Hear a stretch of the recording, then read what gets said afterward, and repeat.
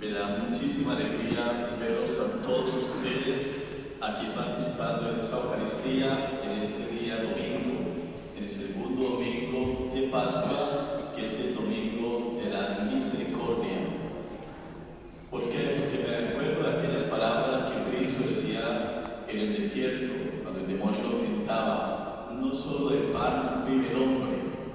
Usted no solamente vive del pan material, sino también del pan espiritual, porque venimos aquí al templo a alimentar nuestra alma, escuchando la palabra del Señor que va penetrando profundamente en nuestra vida, y venimos a recibir a nuestro Señor Jesucristo bajo la especie del pan y del vino.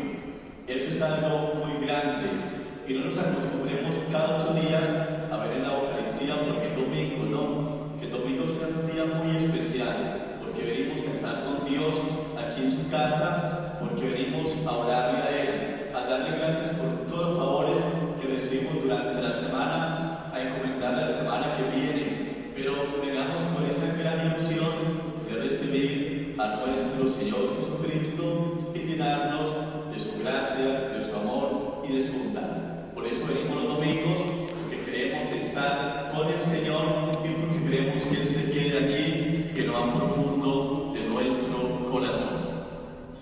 El tiempo de la Pascua es el tiempo de la resurrección de Cristo nuestro Señor.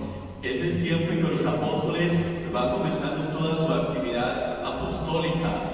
En el libro de los apóstoles nos va a contar lo que va haciendo la iglesia y los apóstoles, predicando el Evangelio por todas partes. Hoy decía el libro de los Hechos de los Apóstoles que los primeros cristianos eran asiduos en la fracción del pan y que lo hacían en sus casas. Cuando dice el libro de los Hechos de los Apóstoles que con frecuencia se reunían para la fracción del pan, pues significa que con frecuencia se reunían en las casas para celebrar la Eucaristía.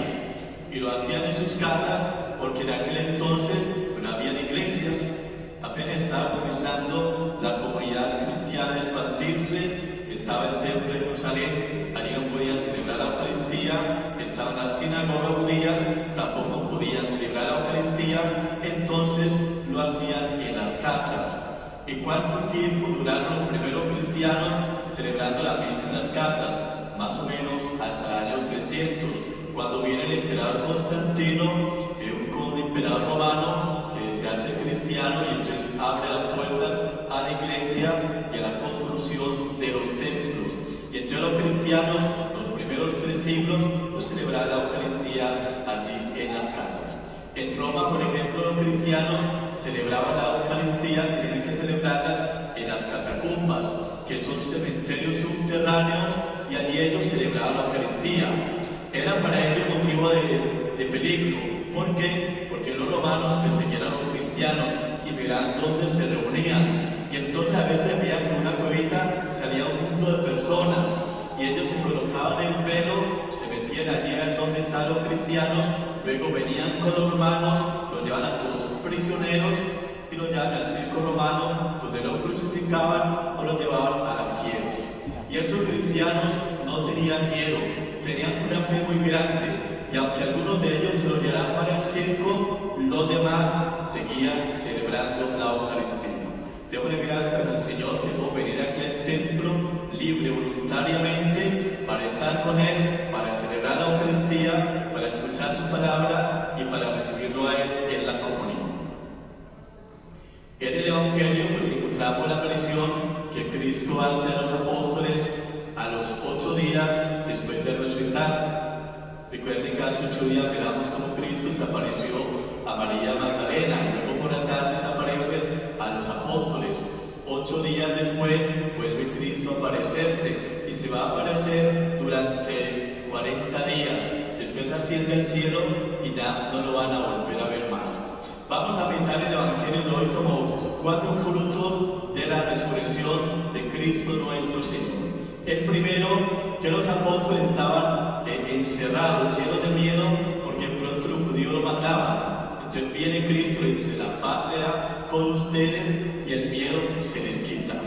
En segundo lugar, pues Cristo, ellos estaban completamente cerrados, y Cristo, después de darles el Espíritu Santo, Santo los envía para que prediquen el Evangelio. En tercer lugar, pues Cristo les dice, a quienes le perdonen los pecados quedan perdonados, y a los que le retengan se le quedan detenidos. Y por último, se pasa de la incredulidad a la fe. El apóstol Santiago, que no creía, pero en fe va a creer plenamente en el Señor. En primer lugar, los apóstoles vivían encerrados en una casa por miedo a los judíos. No sé si algunos de ustedes alguna vez han sentido miedo. Tener miedo es algo terrible, porque uno se siente mal, como que no se halla, ¿no? Yo recuerdo que yo era misionero hace muchos años en un cierto lugar, y entonces iba por allí, en algún lugar, pero miren, aquí mataron un sacerdote. Después de hablar de la paz, pero los musulmanes lo mataron, y ahora da como cierto miedo, como encontrarse como en este lugar, ¿no? Y de pronto algunas personas que son víctimas de la guerra, que tienen que huir, salen con mucho miedo. ¿Por qué? Porque buscan salvar la vida, y porque pronto los van a matar, y entonces les toca huir de la guerra. Hoy Cristo le ofrece a los apóstoles la paz sea con todos ustedes. Colocándolos en las manos de Dios, no debemos tener miedo absolutamente a nada, porque esa paz que Cristo vino a traernos es la paz que Cristo quiere para toda la iglesia, que Cristo quiere para todas nuestras familias, que quiere para todos los pueblos. Hoy en día encendemos la televisión y nos encontramos con que los judíos están en guerra con los de Gaza, que este país ataca a otro país por allí, y el mundo se va moviendo en la guerra, ¿no? Que Rusia ataca a Ucrania. Ustedes no saben cuánta gente sufre, cuánto dolor, cuánto sufrimiento. En la familia se muere el papá, la mamá, los hijos, y tanto sufrimiento, y la gente deja completamente todo para huir de la guerra. Hoy pidamos al Señor que nos conceda el don de la paz, pero la paz comienza por nosotros mismos, que tengamos en nuestra vida, en nuestro interior, paz, alegría y tranquilidad, y que esa paz que nosotros llevamos dentro la reflejemos en nuestra familia, en nuestro trabajo, con los amigos, con lo que estemos, ¿no? A nuestro alrededor. Vamos a reflejar esa paz profunda, llenándonos de Dios. Viene la paz a nuestra vida, a nuestro corazón, y esa paz la vamos a compartir con todas las personas. Los apóstoles, llenos de miedo, ven a Jesucristo, y él notó que tenían que decir: la paz sea con ustedes. Y ellos dejan el miedo y sienten un amor profundo y una fuerza muy grande al contemplar a nuestro Señor Jesucristo. Estaban los apóstoles, en segundo lugar, completamente encerrados por miedo a los judíos, y Cristo los envía que vayan por todo el mundo a predicar el Evangelio. Van a tener dificultades, van a tener problemas, van a pasar momentos muy difíciles, pero ellos van con la fuerza de Dios, con la fuerza del Espíritu Santo, y aunque sienten que hay muchos peligros por todas partes, ya ellos sin miedo van a predicar el Evangelio. Y lo meten en las cárceles, los persiguen, los apedrean, pero ellos siguen adelante predicando el Evangelio. Pidamos al Señor que nosotros seamos testigos de Él, de su resurrección, y que donde estemos también demostremos que somos cristianos, que no dé vergüenza decirle a alguien: es que miren, yo voy a la Eucaristía, yo comulgo, y que invitemos a otras personas de muy buena manera que no participan de los sacramentos, para que también se acerquen al Señor. Gracias a la predicación de los apóstoles por todas partes fue que se extendió la fe, que llegó a África, a Asia, a Europa, y luego también a América. Fue llegando la fe, y ahora todos nosotros debemos seguir acrecentando nuestra fe y creyendo más en el Señor.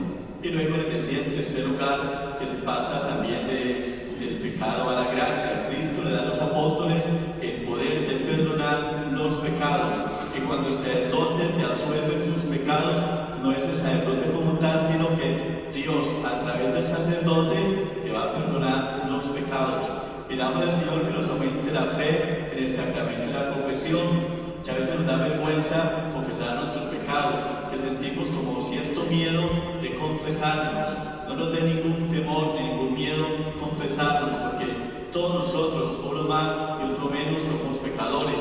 Pero acercarnos al sacramento de la confesión con humildad y con sencillez, y pedirle perdón a Dios, es un acto de humildad muy grande, y Dios lo valora muchísimo, y entonces nos va dando la paz y la tranquilidad caridad. Yo sé que muchos de ustedes, cuando se han confesado, especialmente cuando tenemos pecados graves, pues algunos dicen, salí como con el alma livianita, ¿no? Como que me siento ya muy bien. ¿Por qué? Porque nos damos cuenta que Dios nos perdona los pecados y que nos deja el alma limpia. Entonces comenzamos con una vida nueva. Salimos del pecado a la gracia, de tener el alma un poco sucia, tenerla limpia, y esto realmente se nota. Que Dios nos aumente pues mala fe en el sacramento de la confesión y que nosotros con frecuencia confesemos nuestros pecados para acercarnos mucho más a Dios. Y por último, entonces nos encontramos con Santo Tomás, que no cree que Cristo ha resucitado. Y los apóstoles dicen, hemos visto al Señor. Él dice, no, yo no creo. ¿Por qué? Porque es que la resurrección es un hecho que humanamente es imposible, pero para Dios nada es imposible. Dios lo puede todo. Y luego Cristo se aparece cuando está Tomás, y Tomás dice, Señor mío y Dios mío. Se arrodilla y cree plenamente en el Señor. Hoy pidamos al Señor que aumente nuestra fe. Nosotros creemos en el Señor, pero debemos aumentar mucho más nuestra fe, porque la medida que aumentemos la fe, vamos a ser mejores cristianos, mejores esposos, mejores esposas, mejores padres, mejores hijos. En la medida que nosotros aumentemos la fe, vamos a orarle mucho más al Señor. En la medida que aumentemos la fe, vamos a ser más pobres de caridad. Vamos a tratar a las personas con cariño, con amor, con bondad, con amabilidad. ¿Por qué? Porque nos damos cuenta de que toda persona es templo del Espíritu Santo. Entonces, que sea el Señor que aumente nuestra fe y nos ayuda a vivir cada día mejor nuestra vida cristiana. Y por último, ya para terminar, veremos aquí el cuadro de Cristo misericordioso. Jesús, que se le aparece a Sor Faustina, una hermana polaca, y la invita o le da el mandato de que vaya extendiendo su misericordia por todas partes. Decía el Papa Francisco que el rostro misericordioso del Papa es Jesucristo, porque Cristo vino a amar a todas las personas, a demostrar su misericordia, a perdonar a los unos, a ayudar a los otros. Y entonces, como Dios es misericordioso y envía a Jesucristo para que nosotros contemplemos su bondad y su misericordia, de igual manera también nosotros debemos ser misericordiosos con aquellas personas que lo necesitan. Solamente abrir las páginas del Evangelio y nos damos cuenta de la misericordia de Jesús, cómo se compadece de aquellas personas que tienen necesidad. Dice el Evangelio que alguna vez llevan a enterrar al hijo de la viuda Naín. Era una pobre viuda, solamente tenía a su hijo y estaba sufriendo indeciblemente. Cristo una vez detiene el féretro y le dice, muchacho, levántate, y se lo devuelve a su madre. No le dijo esta fuera a Cristo, mira, mi hijo murió, por favor resucítalo. No, Cristo se compadece, tiene misericordia de esta señora y le devuelve a su hijo. Y también alguna vez le traen a Cristo una mujer que había cometido adulterio, y según la ley de los judíos, esa mujer tenía que morir o debía morir apedreada. Y los judíos le dicen, ¿qué hacemos con esta mujer? ¿La apedreamos o no la apedreamos según nuestra ley? Si Cristo dice apedréala, pues Cristo va a quedar mal delante de los demás, porque Cristo habla de misericordia. Y si Cristo dice no la apedree, iba contra la ley de Moisés. Y Cristo inteligentemente dice, el que ustedes esté sin pecado, que tire la primera piedra. Y fueron saliendo todos, y ese día Dios tuvo misericordia de esta persona, no la juzgó y le salvó la vida. Y ya nos imaginamos la mujer cuando se para de allí, la alegría y el gozo que habría sentido al darse cuenta que este hombre, Jesús de Nazaret, le había salvado la vida. Pidámosle al Señor que nosotros también tengamos misericordia de los que sufren, de los desamparados, de aquel que vive a nuestro lado, de aquel enfermo, porque estamos viviendo tiempos en que cada uno vive como por su lado. Yo estoy aquí, pero si el vecino está sufriendo, él verá, a mí no me interesa, no. El cristiano, el buen cristiano, es aquella persona que mira a ver dónde puede servir, dónde puede tener un poco de compasión y de misericordia con los demás. Pidamos a Jesucristo en este día la gran misericordia que tiene nuestros corazones, de una misericordia infinita para ayudar a todas aquellas personas que lo necesitan. Pero comencemos por nuestra casa, por nuestro hogar, por nuestros amigos, por nuestras familias, que con toda seguridad tenemos mucho que ayudar y tenemos de muchas maneras podemos demostrar la gran misericordia de Dios Padre en medio